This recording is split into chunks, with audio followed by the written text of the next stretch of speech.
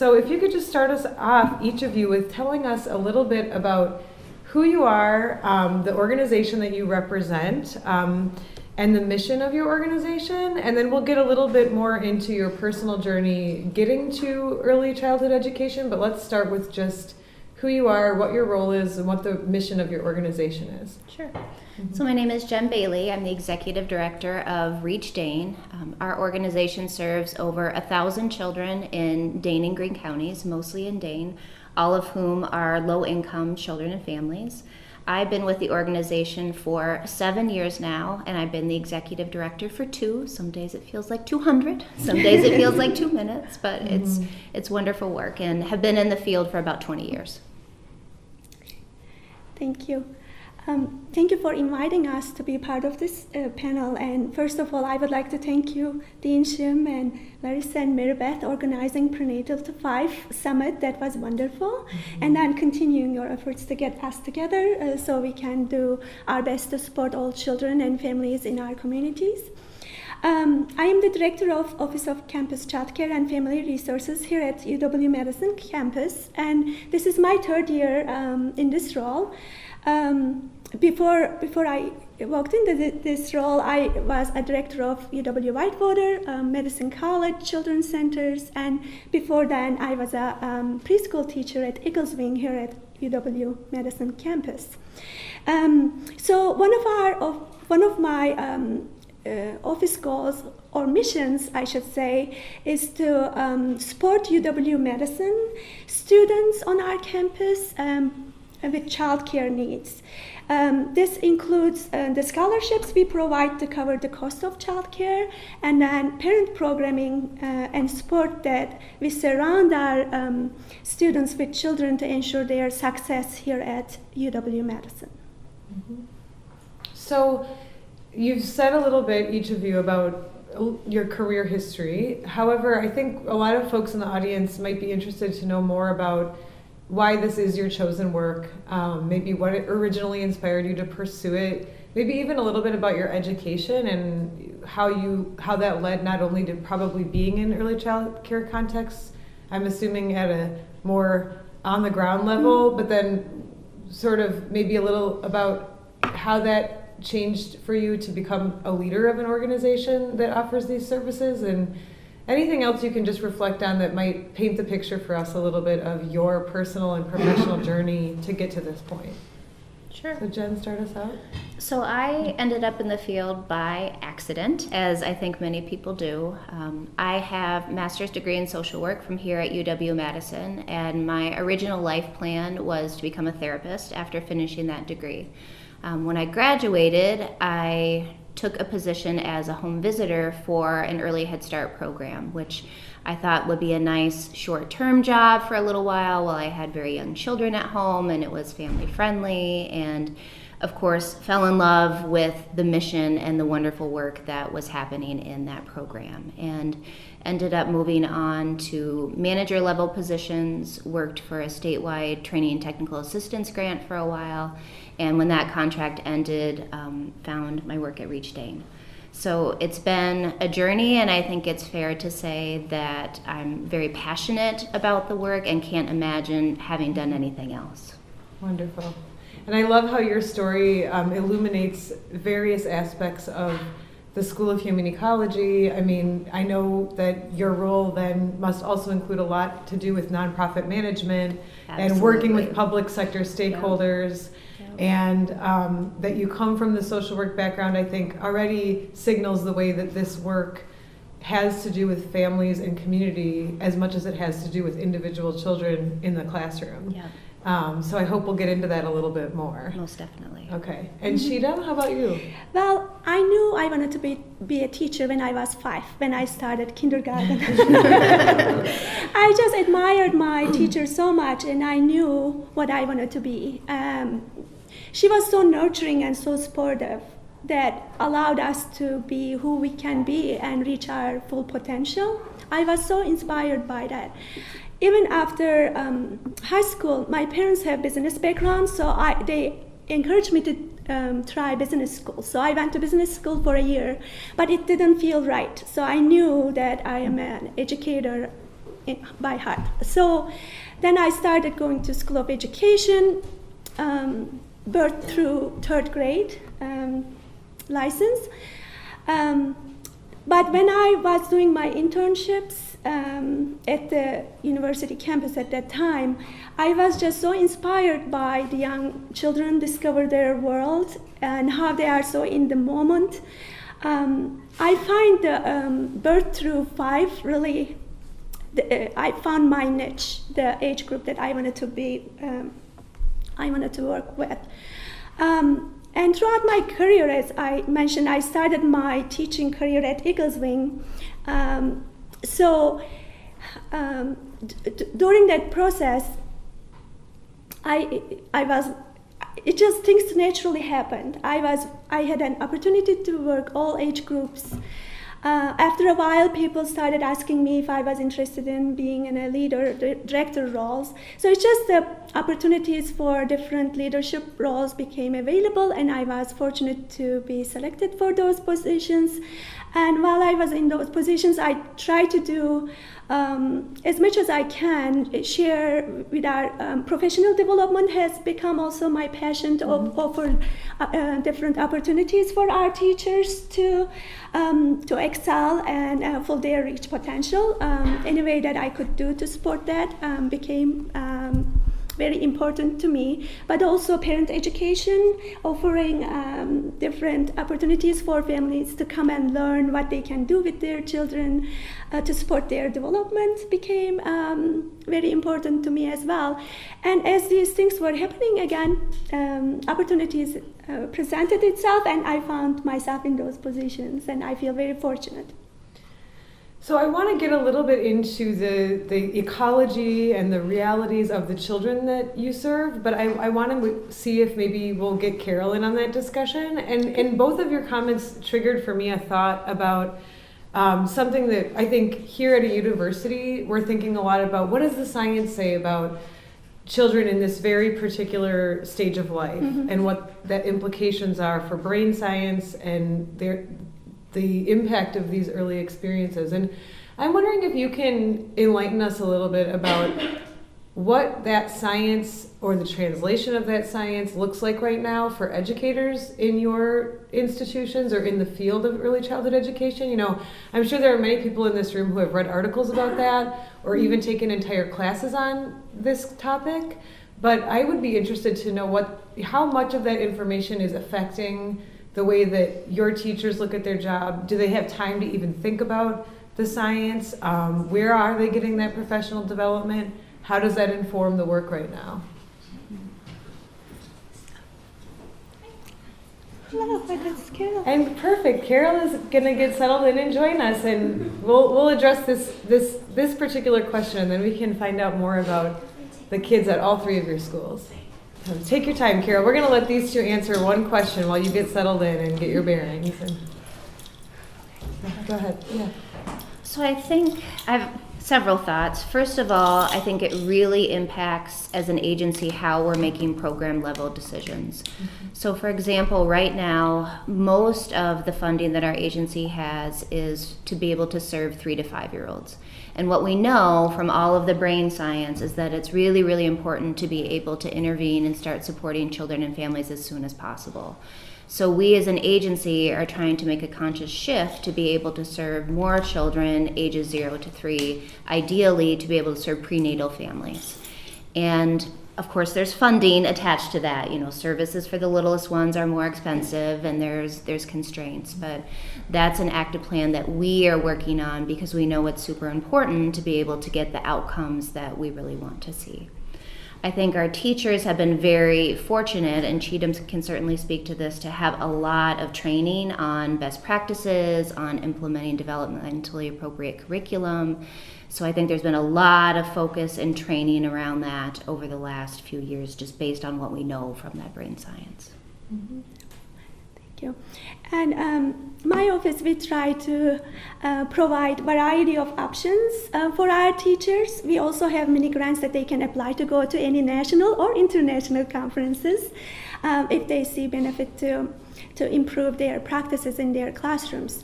I think we try to bring the best practices and the cutting edge research to our campus centers as well. We have Professional Development Day in October that we ask our teachers and directors what topics they're interested in, what we should make it available for them every year also. So ongoing professional development opportunities are being offered. Wonderful. Okay. Well, welcome, Carol. I am so grateful to you for being here today. It's true to form that a teacher and a can-do kind of educator person would make it happen today the way that you have, so we appreciate that. And Carol, before you arrived, we had the chance to hear a little bit from Jen and Cigdem about who they are, the organization that they work for, and what the mission of that organization is. So would you mind giving us that background about yourself and One City? So I'm Carol Spoehr, and I am the senior lead teacher at One City Early Learning, which opened September 15th. I was 4 days shy of being there when it opened. It opened. Before that, I was at Dane County Parent Council. I just can't say each day. It's okay, Carol. It's all right. Okay. I spent almost 30 years there, so that ain't paid.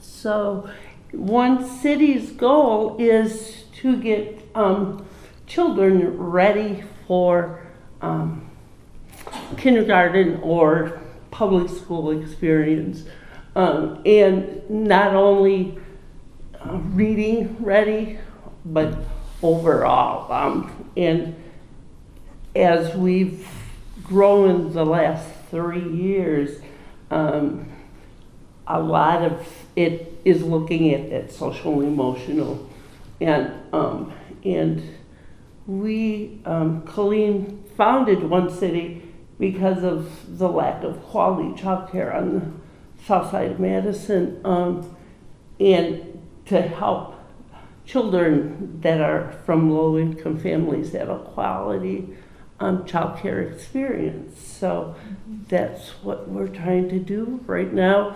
We have children from 1 year old up to 5. Once we get a little better established, hoping to do infants. So that's One City in a quick nutshell. Wonderful.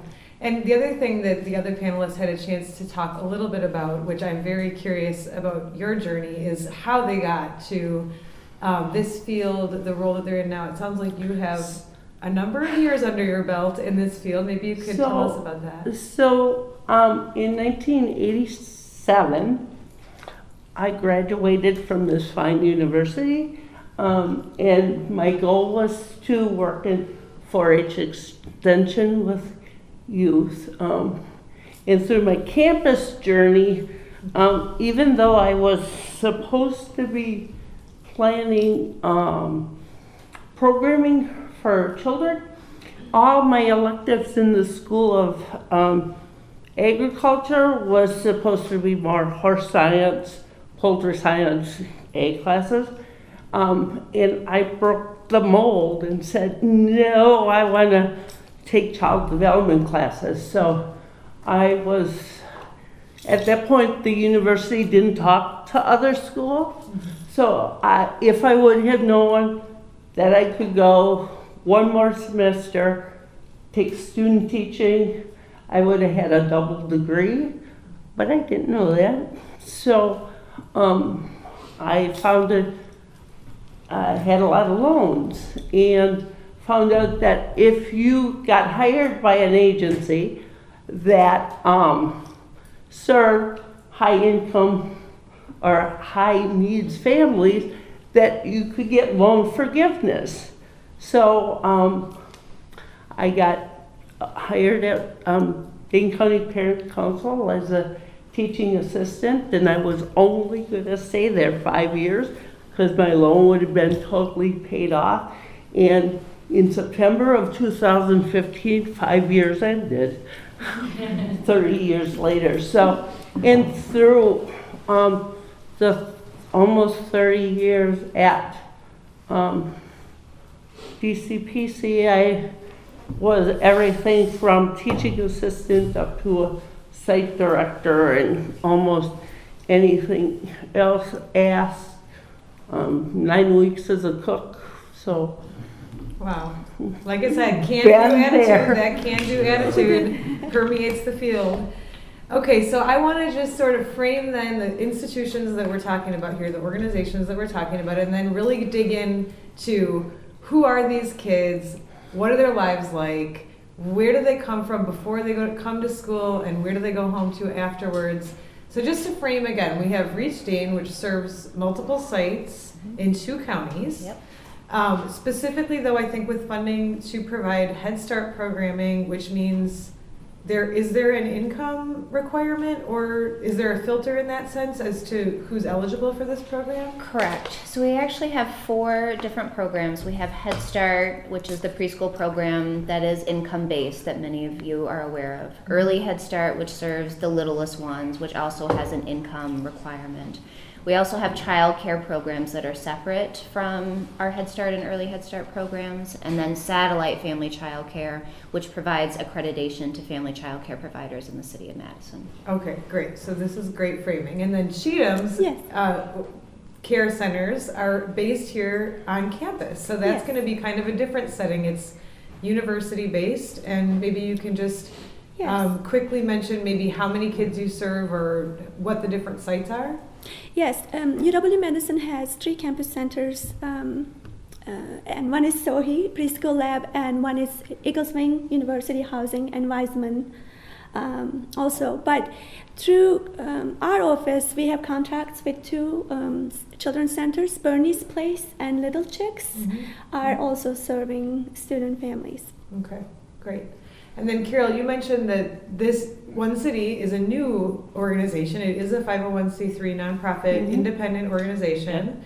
I think with probably diverse funding sources, including grants and independent fundraising? Yes, Okay. And then one site on the south side of Madison. correct. Okay, fantastic. So now that we've got that framing, let's talk about the kids. And I'm just going to kind of let you 3 maybe banter amongst yourselves a little bit about who you're seeing and the stories that you think stand out when you think about the experiences of some of these kids. And if there's a range, let's talk about the range.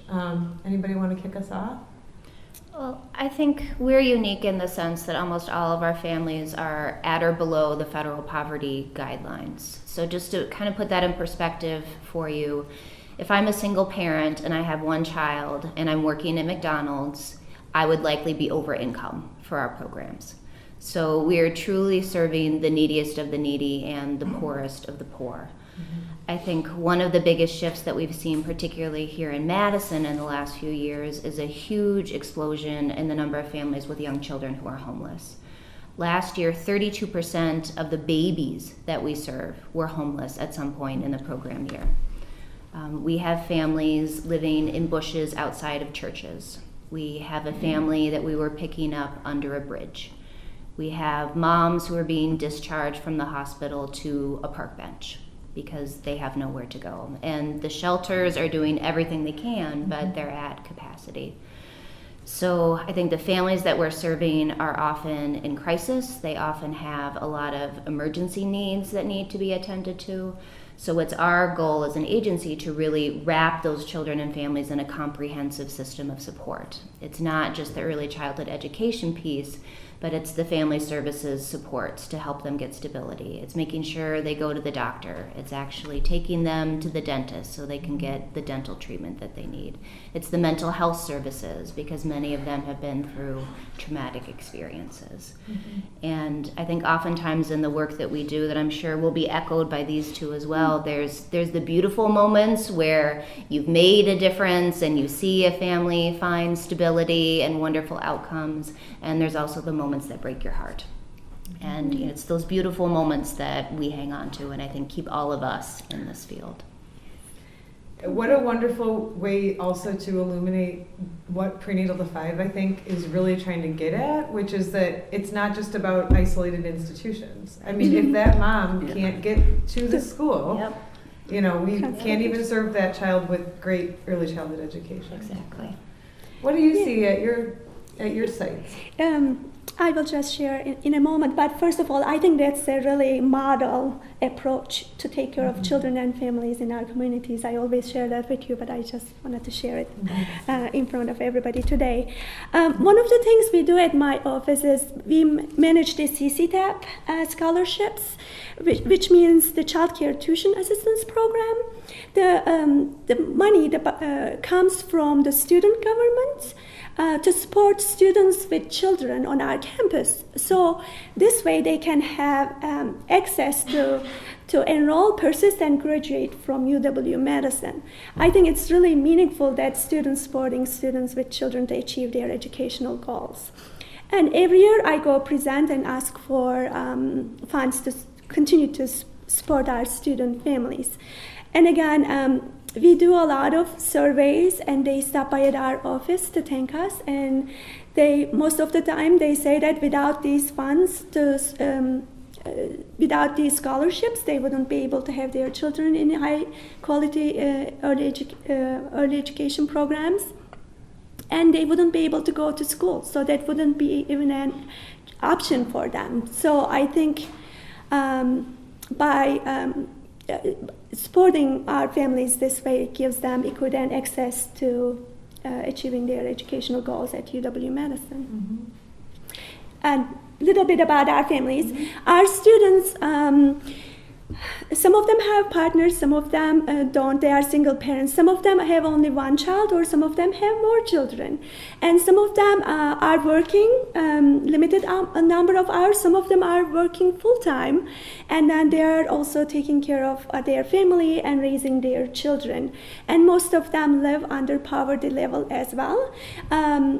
In order to be eligible for the child care assistance and scholarships through our office, they need to meet the eligibility requirements. That's how we know their income level. Carol, what about the children at your organization? So one city is fortunate to have a wide range, and it was Kaleem's vision, and the reason he named it One City is that he wants everybody in the city to help raise his children. And so we have a diverse population. We have some children who are just not eligible for Head Start, that they're like that, which I've experienced firsthand. And then we have families that are able to be full pay families. We have families that get Wisconsin shares. So we have a wide range of families that we're serving. We've this summer had a family that moved up from Chicago and had absolutely nothing, was living with somebody, so she wasn't homeless, but was on the brink of, barely survived her life. Her son seen her boyfriend do his best to murder her, and didn't succeed. So we have all of those needs of that family, and we've really tried to also set up One City as a 2-generational approach, much like Head Start, which attracted me there too, is that you can't look at a child and not see the family, because there is no school success without it going hand in hand. And this experience of this family, they have nothing. So we're here supporting the mom, but also working on all the issues that the child now has, that the child doesn't know that is, but, needs a little extra TLC, needs a little extra everything because he's not secure enough to know what's happening. So we have the wide range of families that we see.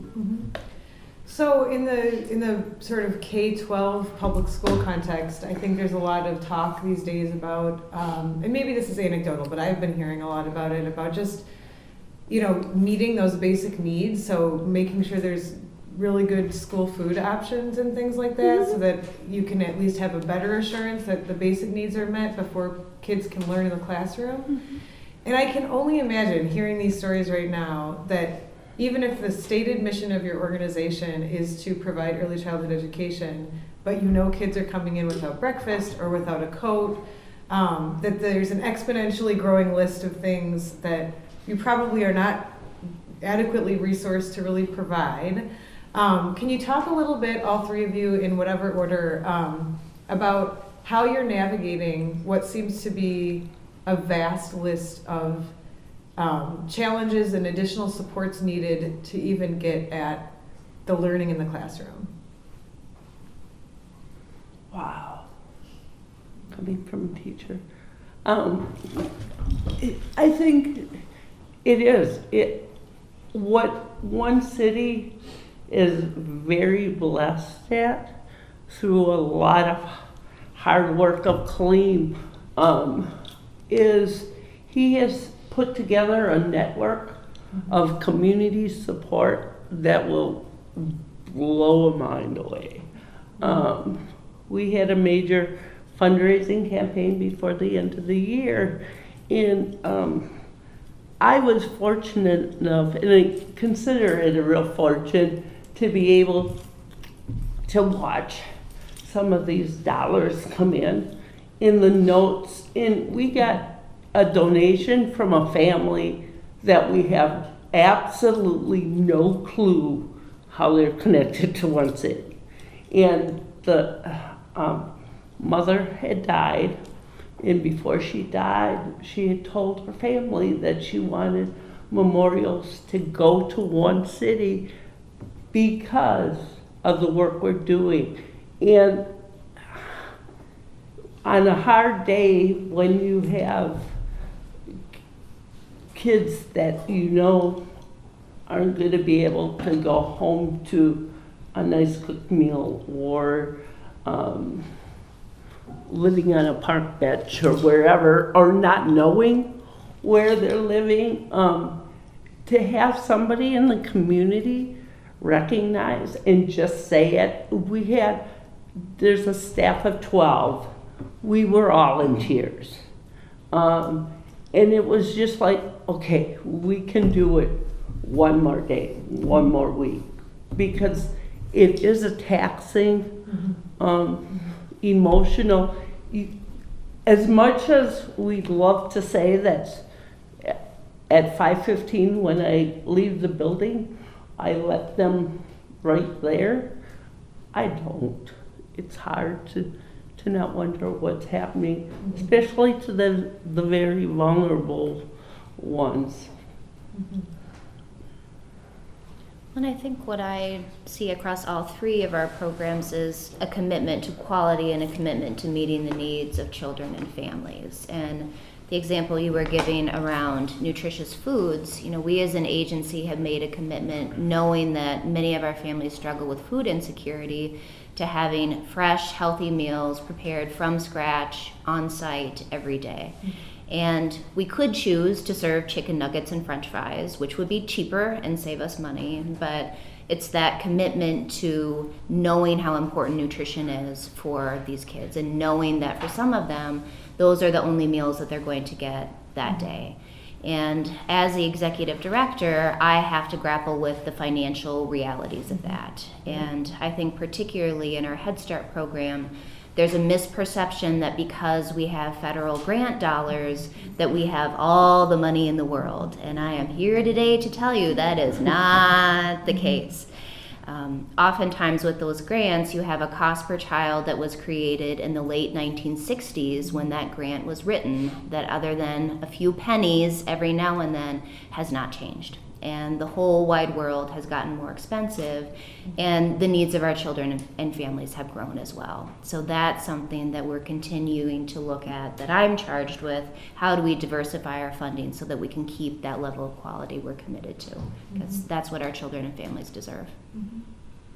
And Cheatham, I appreciate that you may not be dealing with as dire of circumstances with some of your families, but I suspect you're still in the same leadership challenge of how do you balance the different things you'd like to do against the resources that are available. And that's always a constant thing with any leadership position in a mission-based organization. So Yes. do you have any thoughts on that? Yes, and I come from how can we support our centers, directors, and teachers at our campus and in the system, and even in our community. We have different initiatives that we try to support all early childhood educators in our community. But what I do is just I find funds, I write grants, so I make things possible. I make resources possible, trainings possible to support all teachers, directors and educators in our community. But in addition to that, as I mentioned, we support a lot of student, faculty, staff, families too. But with this today, as part of this discussion, our students that we support, student parents, I created emergency funds because sometimes unexpected things come up and throw a curveball to some of our families. So they know when I do an orientation, I tell them if anything comes up, please come and see us. We'll find a way to, we'll try to find a way to support you or find a solution for the problem, whatever is happening.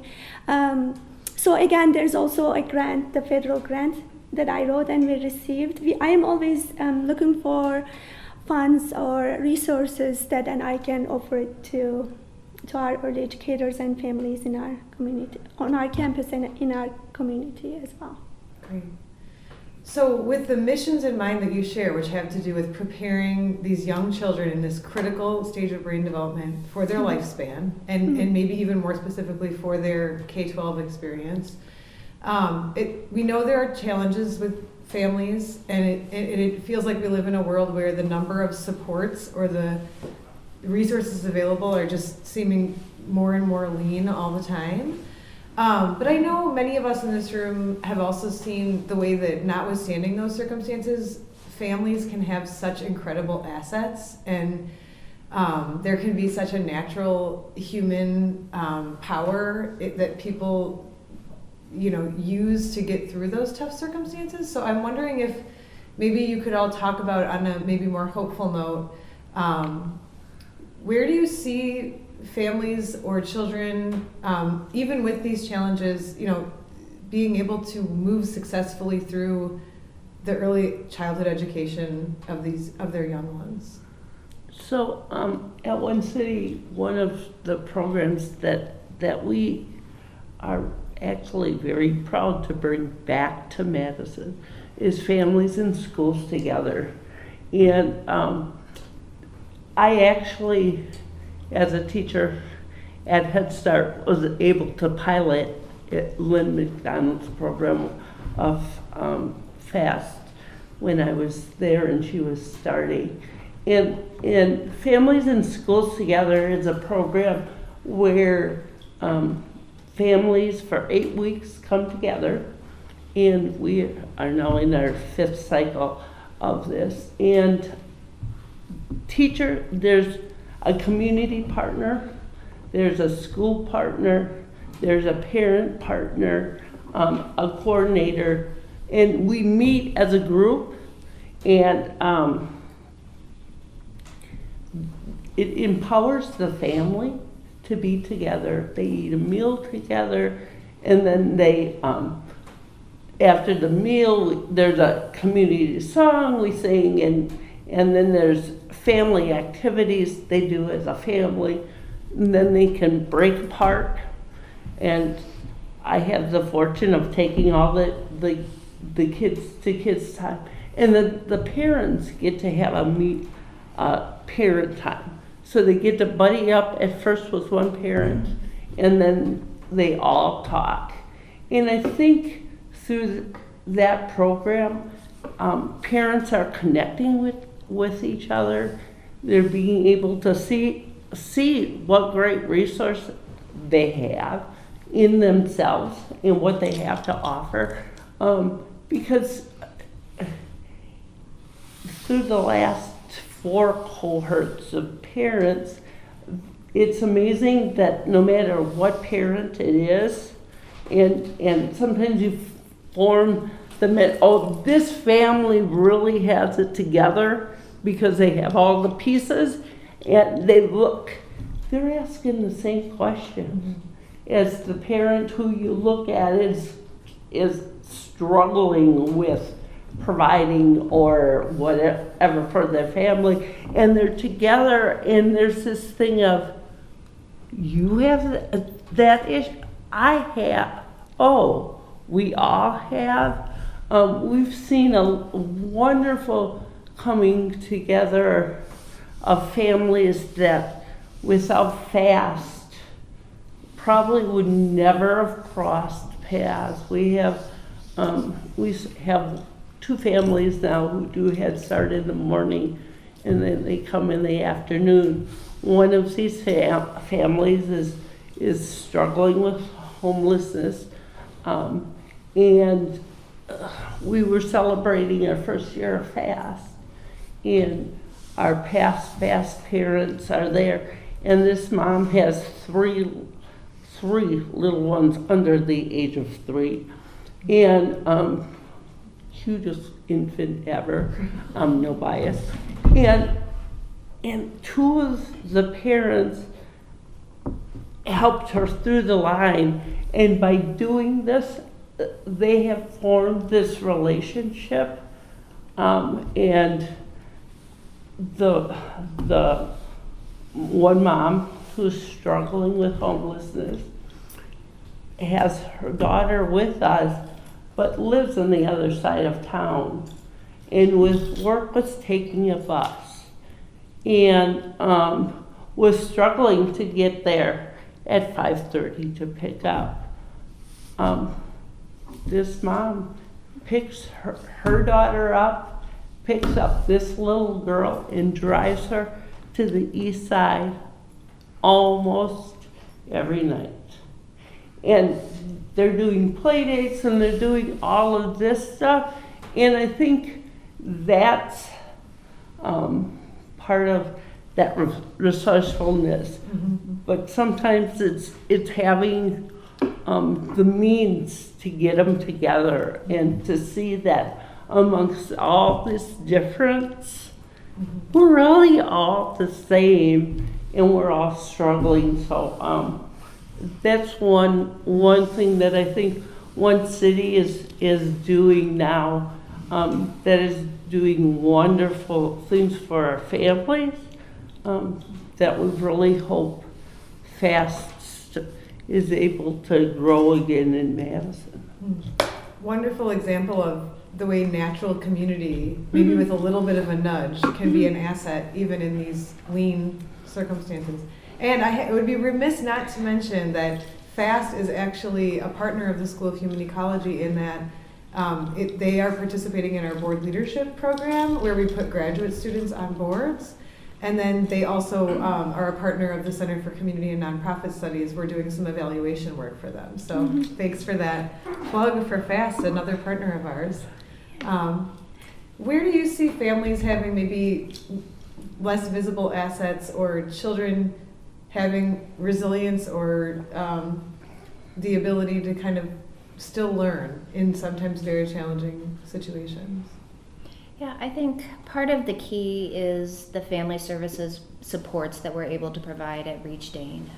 Many of the families that we work with may have been raised in an intergenerational cycle of poverty and may not always have supportive family members that are close by. So to have that family outreach worker or family advocate who can really be their person, someone who believes in them, someone that sits down with them and wants to listen to them, find out what their goals are, and how can we as an agency support them in achieving their goals. I'm thinking about one family in particular. She and her husband and their 5 children, when they came to us, were homeless, had no ties to this community. And now, 3 years later, both parents are stably employed, kids are doing fantabulously, and she actually is now on our Reach Dane board of directors. So with just a little love and support, was able to make a huge amount of progress. I think the other thing that our agency offers that's really unique is we have what we call Policy Council, which is a group of parents who are elected from each of the different sites that we have. And they are actually part of our agency's governance structure. So if I, as the executive director, want to write a grant for new funding, I have to take it to Policy Council for their approval first before it can even go to our board of directors. And it's a really wonderful opportunity for parents to network with each other, as Carol was describing, and also to learn leadership skills. And it's been a very, very positive experience, I think, for the parents who have been a part of it. It's the best meeting that I get to attend as an executive director, and they ask me really hard questions. So they're a very well-informed group, and our hope, knowing that families are only with us usually for a couple of years, is how can we help support parents to feel comfortable in advocating for their child as they go through the public school system, of really learning those advocacy and leadership skills. And that's very powerful. Cigdem? Well, I think it's very important that our students with children know that they are supported here at UW-Madison, and I feel that this is the most supportive campus I have ever been to. I think I would like to also thank UW administration for all of their support for our families here at campus. I think we gather our students for orientation and information session to establish a close relationship with them, and we kind of tell them, again, we make ourselves available if they need anything, things come up. I think that's a very important step, but sometimes they share with us that because they have children, they kind of feel isolated from student groups and things, and they feel alone, so they share some of their feelings with us, how they feel, and so we have been actually extensively working on creating a support network for them, and we have been trying to do that by providing some parenting programming events. Again, I think it's just connecting our families with each other is so powerful. They understand and support each other. And then even one-on-one consultations. Sometimes they have questions about children's behavior, development. They have some specific questions. So we have an expert that we schedule them for one-on-one consultations. Sometimes we are able to help. It's just that they know that they are being supported. They are so valued as a student for our campus, and they are supported and cared for. So I'm kind of feeling ready to ask a really big question from these leaders in this critical field. So the Prenatal to 5 Summit and Initiative is focused on the theme of elevating the early years through equity and access. So I think in that title, we're acknowledging quite a number of things. First of all, that those early years matter so much. So as much focus as we can put on those and elevate the importance of that, that's good for the society, Wisconsin as a whole. Also, focusing on equity and access. So that's a big acknowledgement that we know that there is such a range of experiences for these young people in the state of Wisconsin, which is not unlike other areas in the state of Wisconsin where we know there are completely different experiences from one community to another, from one person to another. And then access, how do people get at what they need to thrive? So if we think about that theme and you think about your work and you could make a wish or have a vision that came true from our work in this aspirational initiative that attempts to address these things, where do you see, if you could, you don't have to just pick one, but if you could sort of pick some things that you really think a Wisconsin-wide initiative like this could help with, or an area that you see right now maybe there's not exactly the right venue to explore it or address it or connect with others who are facing the same thing. And I know that's a really big question, but we need your expertise as one of the many participating institutions, think through how to continue to organize this work. So for me, being fortunate, I think, of coming to Madison from rural Wisconsin, and never leaving Madison after I graduated and coming into this, Madison's just an insane community. Reality hits us different, I think. What is it, 60 miles of without reality or whatever that is. But I think over the course of seeing my career in early childhood, it's when I went to the summit and we lost a huge leader in Mary Babula in the early childhood field. And I had made a comment at the end about how she absolutely has to be smiling down at us, because finally, after 30 some years, we were all in the same room. It wasn't just early childhood here, and then 2 weeks later we'll have physicians, and 3 weeks later social workers will talk, and then in 5 months somebody else, and then early childhood will get back together, and we're all talking about the same thing, but we're only doing it in our islands. And I think what we need to do is keep connecting our islands or draining the water so there aren't islands. Mm-hmm. Because the more we try to do by ourselves, the farther behind we're going to get, because we can't. And I don't want to feel like that's pessimism, but after 30 years, there's not enough time in the day as a teacher or whoever to get everybody together. Mm-hmm. And I think that's one of the biggest things in what was so hopeful when I left the summit was everybody that was in the room for kids prenatal to 5. And we were all in there because we support and we have a passion. And it wasn't, okay, if you're an early childhood teacher, go over there because that's your box. It was like, no, we're all together. Find out what issue that is your passion and meet with all these different people that I was so energized because I didn't get to talk to before, because it's so hard to have the time to make those network connections to help make it a better Wisconsin. So all that hard work that people put into that event, mm-hmm. If you don't feel like it was worth it right now, then I was happy. So I can go next.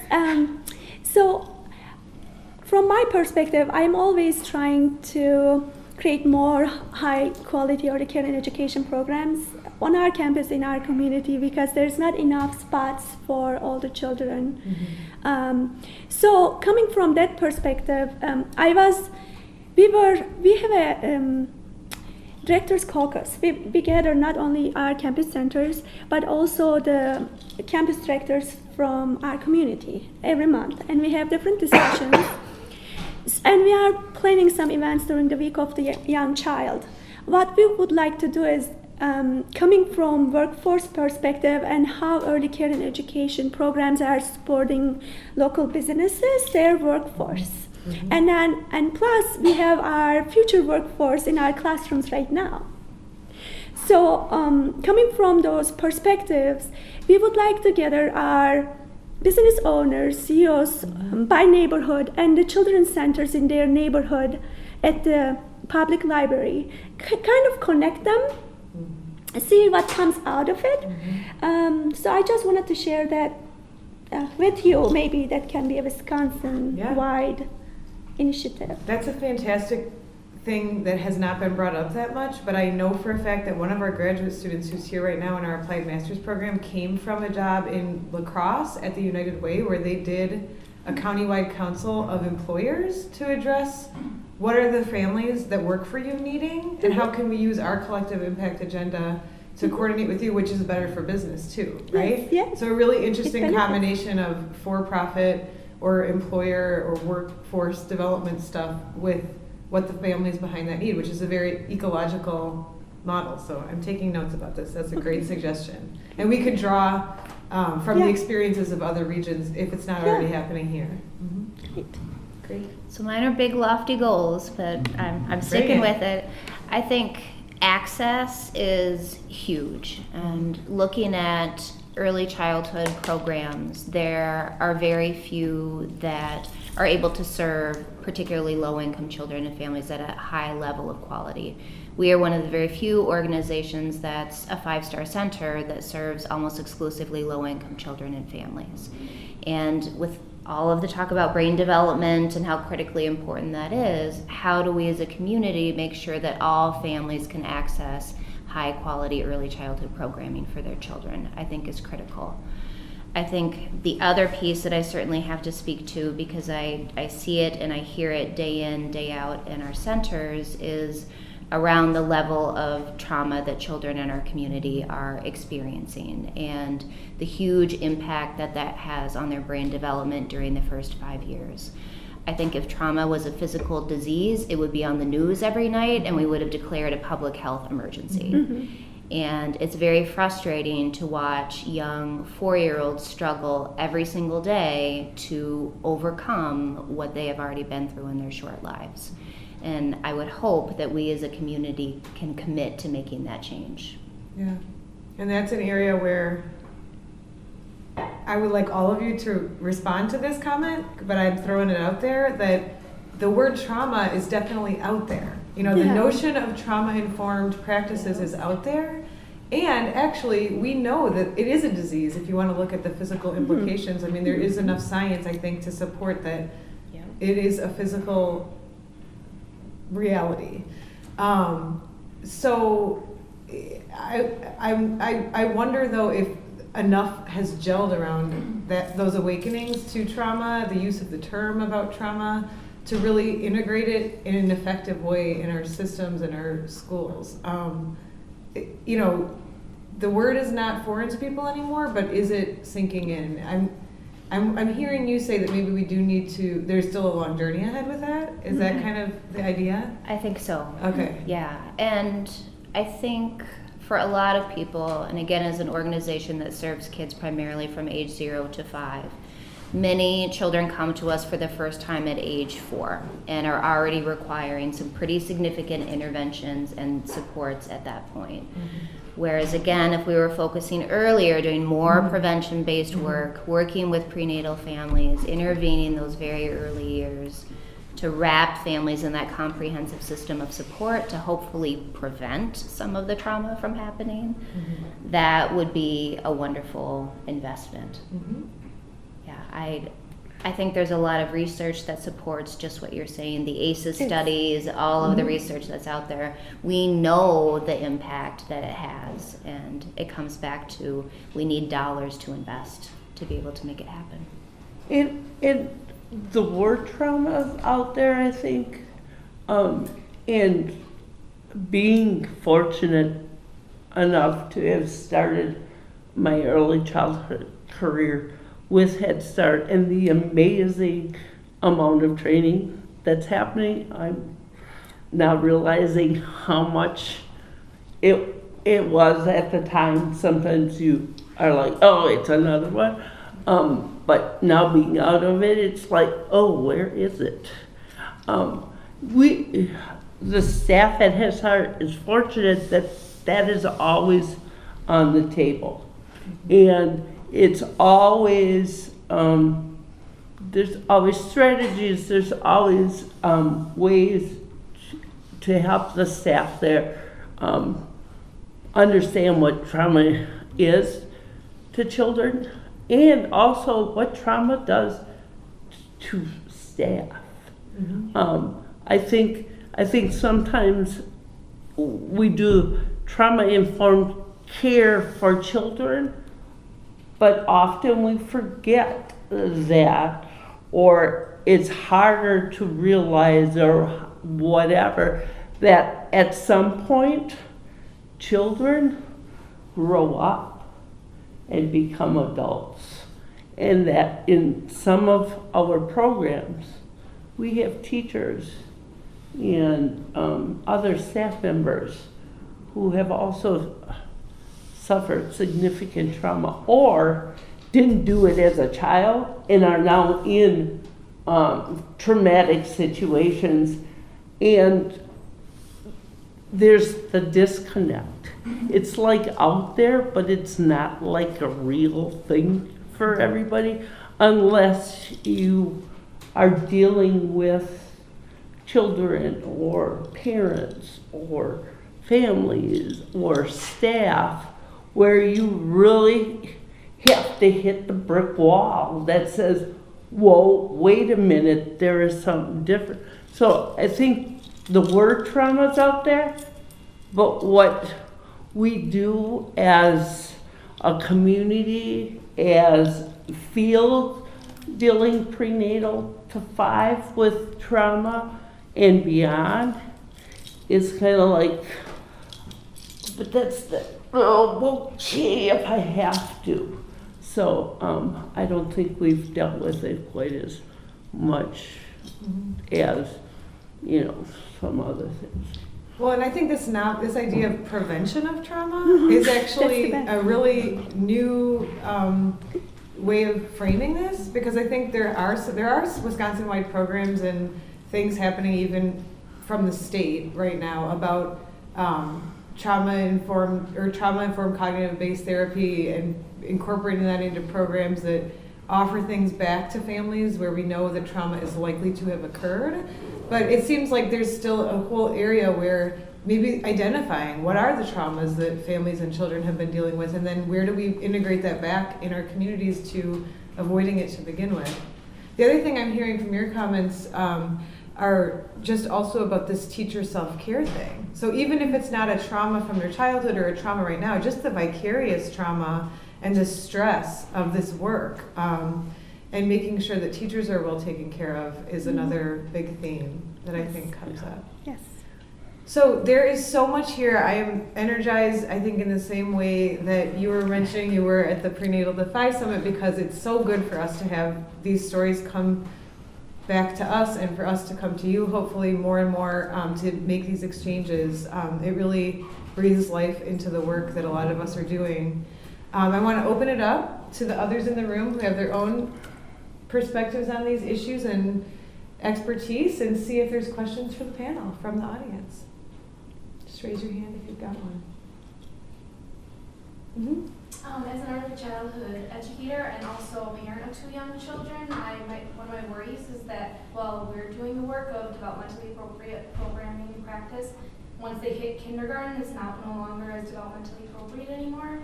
So how do you work with that transition from like the 4K or the 4-year-old and then go into kindergarten?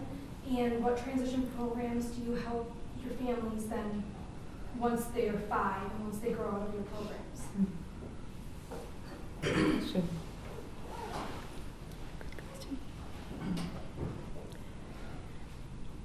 But in my previous position, we, I think it was at UW Whitewater, we worked very closely with the school district, connected our 4K teachers with 5K teachers.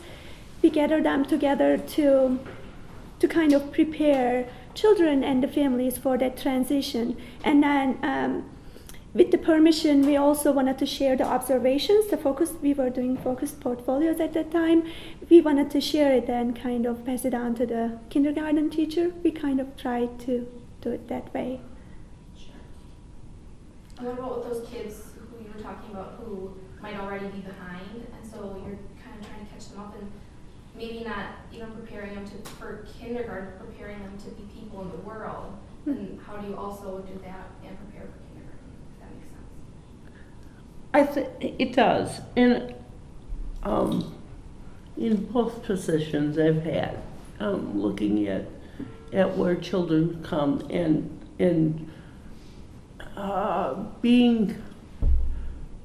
being somewhat frustrated that they're being, when they come in with so many lacking skills, and then they're said they're to be here. I'm on a mission, on a play mission for all kids to be able to play and learn. And I have been telling our parents that keep talking, keep bringing it up, keep saying what we know as early childhood professionals and as experts in brain development are saying. I think for too long we have let, and I say let because I also let them do this, the stakeholders that don't know early childhood tell us what kids should be doing. And I had the wonderful fortune of going to China to observe a true play curriculum in Angie play. And I'm proudly wearing my badge that says I'm the Karate American, so it's out there. And to watch these Chinese children and any stereotype that you had about what you think school in China is, it was. But watching them learn and play in the amount of learning that happened through the play. So I'm on a mission just to say, wait, we now have brain-based research saying this is what's happening. We have other countries in the world whose literacy rates, whose math rates are so much higher than ours, but we keep thinking that a 3-year-old will be able to do what a 6-year-old, even though brain research has bumped that it's time for us, whether it's parents or educators, to say, wait a minute, this isn't right. It's a long road to hoe. It's not going to be easy, but I'm taking on one person at a time. I think the other key in that successful transition process, other than just sharing information with the school districts so that they know a little bit about this child that's going to be coming to them, is the support that we give to parents around that process and letting them know, if you don't feel comfortable with what's happening in the kindergarten classroom, here's what you can do. It is okay to ask the teacher to have a meeting, and you can bring somebody with you, and really, helping them feel comfortable in that environment rather than, well, the teacher says this is how it is, even if I as a parent don't feel comfortable with that approach. So that's where we try to work with parents so that they feel comfortable having those conversations. Other questions? Larissa. Thank you all so much. I have a question that stems from our position as the Center for Child and Family Wellbeing here on the UW-Madison campus. That's primarily a research center, so we engage very much in a whole range of different types of research. So that some of that fundamental basic science research that many of you have referenced in terms of what we know about development for children, but also a whole range of really applied, community-based work that could be testing prevention approaches or more therapeutic treatment approaches, and working in partnership with our colleagues in the School of Education about the educational aspects, which many of you are engaged in. But we're moving more now as well into community participatory research approaches. And I'm wondering what research questions you have. I mean, we hope certainly to continue the rich partnerships that we've had with you. And as part of that, really want to see you additionally as leaders and investigators. So we know you use research. It's helpful to you to have those messages as you're engaging in the kind of advocacy work that's necessary to garner resources as we all collectively attempt to impact policy that promotes child and family well-being. But what would you really like to know? And if you don't have it, at the ready here in this moment, I really welcome those thoughts and those ongoing discussions. But if you have anything in this moment. I have a couple thoughts. I was actually just at a meeting yesterday at United Way around National League of Cities Early Childhood Task Force work that the city is taking on. And they were going through 5 building blocks to think about in creating sort of an early childhood system of support. And one of the themes that came up was around data.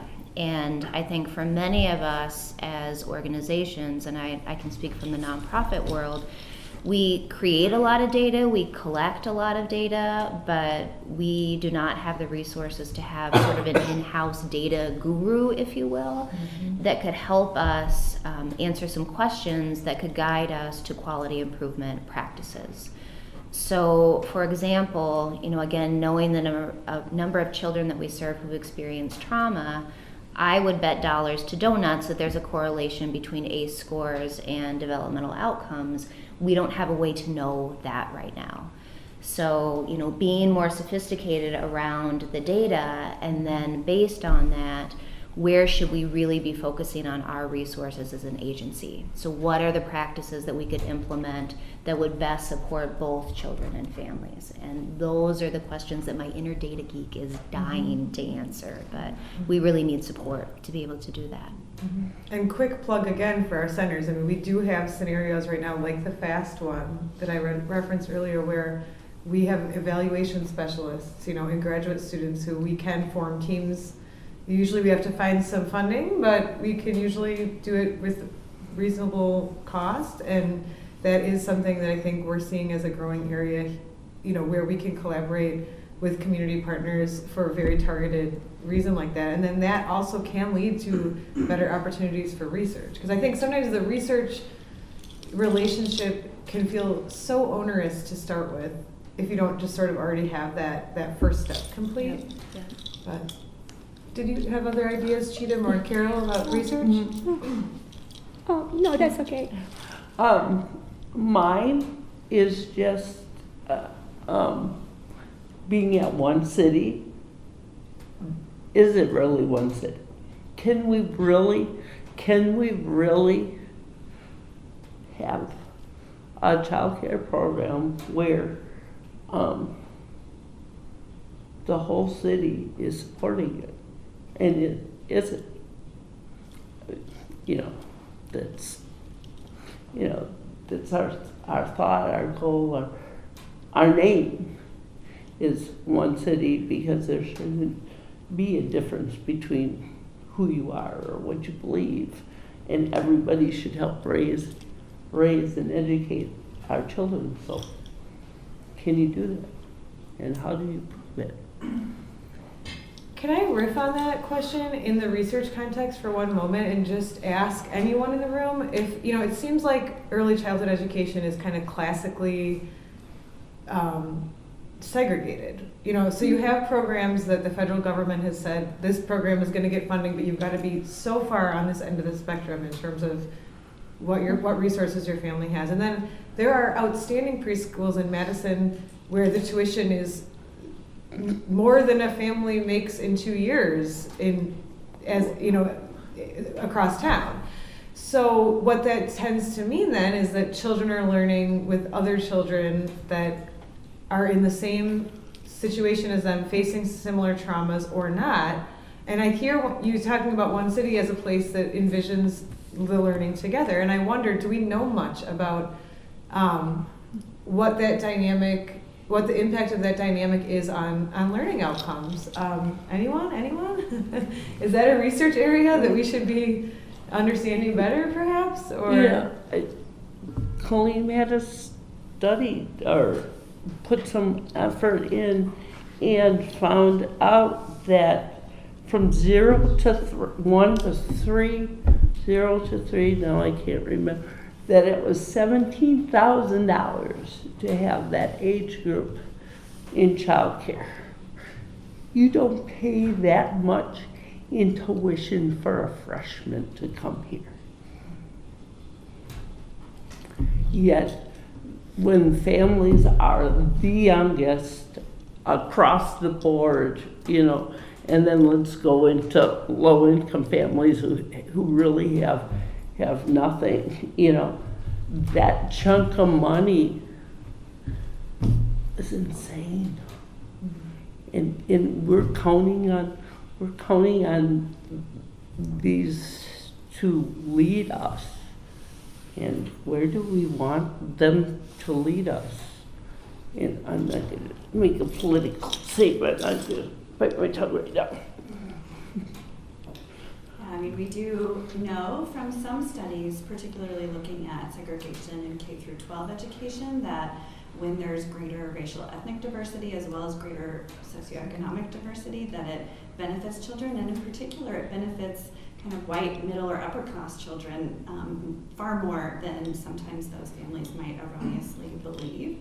I think it's still an area where there's a lot more work to be done, and there's certainly room for research in early childhood care and education settings, particularly one city in the playing field that really have as their professed mission to bring together all members of a community. I think we want to be sensitive to something you've all mentioned, which is who's staffing agencies, what support is available to educators and caregivers to deal with what people are bringing with them in terms of family needs, in terms of experiences of trauma. When we look at ACEs research data, we see across the socioeconomic spectrum that there are experiences of ACEs. And so what can we do from a prevention perspective that's really meeting people where they are with culturally specific issues as well as their personal family experiences. And as Carol was alluding to, when we bring groups together across socioeconomic and across racial divides, we often find that there's a lot of shared experience and shared ground,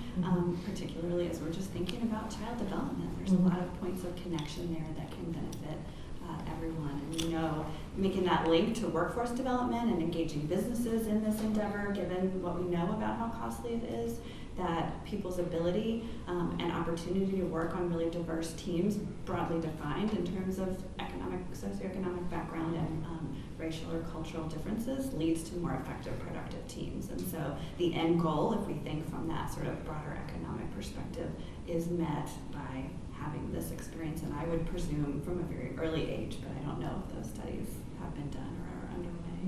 An area for potential future exploration. I was just thinking, from having worked in the field for a really long time, that it used to be a lot easier to blend funding in programs, private and public. And I'm wondering from a research perspective if there's a way to look back and compare models from even the 1980s and 90s that worked well, and what have we lost along the way? We've gained in some ways, but there are other things that we've lost. I don't think that administrators of early childhood programs now have the same flexibility we used to have. So instead of generating new data and new research, I wonder if we can look back and see what we already have and we may have forgotten about along the way. Thank you. So if anyone here has a last burning thing that we didn't quite get to, I think it's time to claim that space, because I think we'll try to kind of wrap up and talk about next steps otherwise. Yeah. I was just going to comment, I know Wisconsin Shares is in place to help low-income families get to higher quality centers. But I own a center that we just don't see a lot of people applying. So are there other barriers that we're not addressing? Why isn't that working better than could be? I think these three will know more about that. Yeah. What do you think? now that I'm in that realm, because in my previous life, I didn't have to worry about where the money was coming. But, as I was in a part-year program, so kids came, I did. Now, some of the barriers are for parents.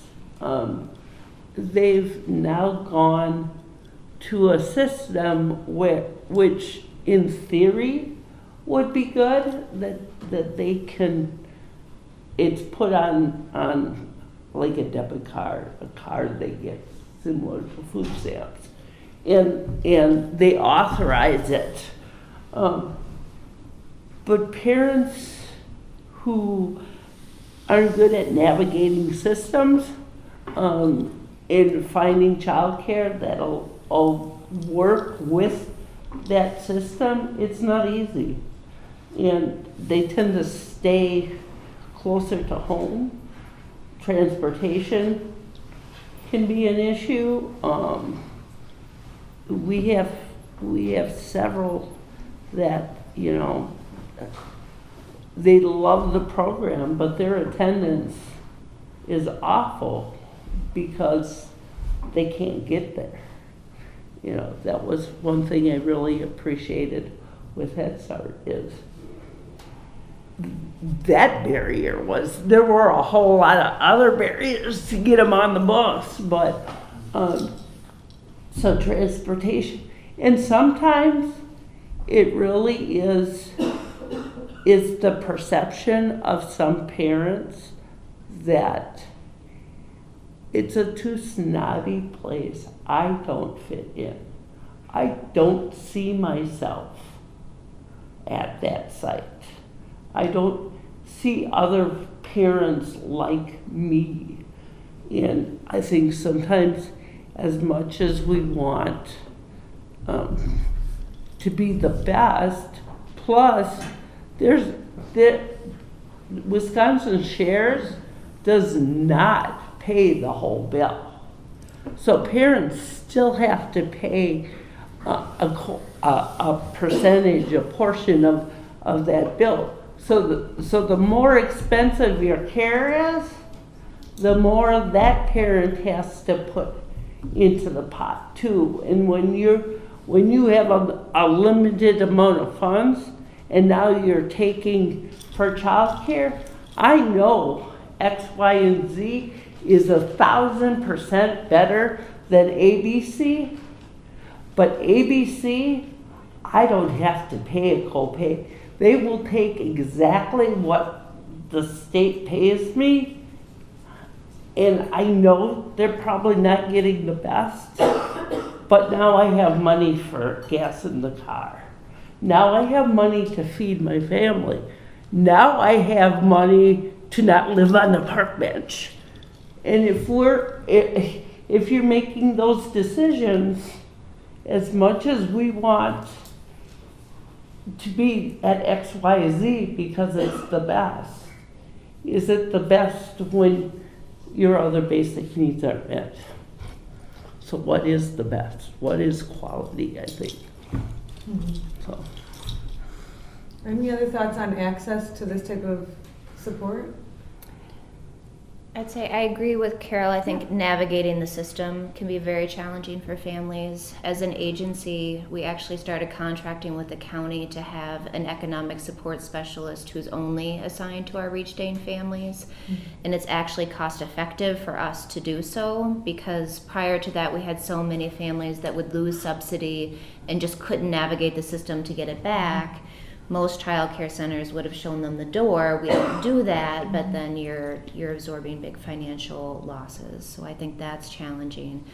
I think at a state policy level, the way our current child care subsidy system is structured, it's not friendly to being able to blend dollars. So I think that's another challenge that agencies and other folks run into, depending on what type of organization you are. It can be difficult to blend those funds with other dollars. Yeah, I agree with both of you about what you said, but over the years I also seen families meeting the requirements to be eligible for Wisconsin Shares as well. and it changed over the years, and I think it might change again due to required work hours. I even know that parents have struggled just being able to work for 5 hours because they are also students. Mm-hmm. So that's also a barrier about the program that limits their access to the high quality programs. I think this theme is something that the Prenatal 5 initiative can pick up on too. And we have researchers in this building that are in even different fields that are assessing low access to even food stamps in northern Wisconsin counties. People aren't even taking advantage of food stamps. We have someone doing research on WIC, very underutilized in parts of the state and across the country. So I think there are questions about the systems and access and maybe needing more concierge type support. And I know there are people on a grassroots level in Dane County, like Bishop Rayford, who's been looking at whether there's a possibility of like a more one-stop shop set of supports for this sort of thing, which we also see in the homeless context at the Beacon right now, trying to bring all the services to one place. I think that's an area of interesting exploration, going back to collective impact too. So that seems like a nice bow to put on it at the end, because access is one of our themes, and it seems like working together is the key. So I want to thank our speakers today. A round of applause for your work.